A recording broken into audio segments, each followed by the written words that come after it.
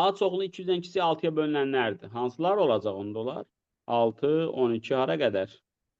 198-ə qədər. Eləmi olur? Bunların sayını tapsız 33 dənə eləyəcək. 200 ilə bölün 6-ya. Tamı tapın. B çoxluğu 9-a bölünənlər. 9, 18, getdi hara qədər elə? 198 yenə də bölünür. 22. Bu da bölün 22 tapılır. Bəs yaxşı, A kəsikmə B nədir? 18'e bölünəndə. Nə deməkdir o? 6-ya və 9-a bölünənlər. Bu da 18-ə bölünənlərdir.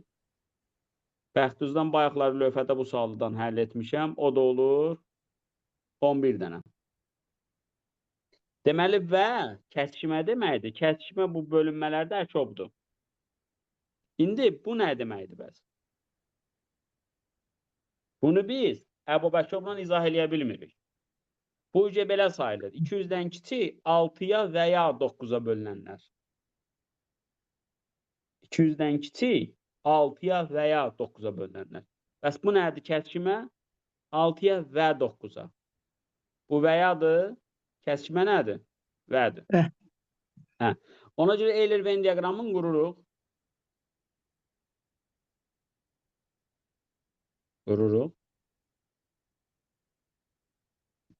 Kəsikmədə 11 dənə element vardı. NA-nın 33 olması üçün 22 qalır. MB-nin də 22 olması üçün 11 qalır. İndi bizdən nə istəyir? N açıq B-ni. Oldu 22.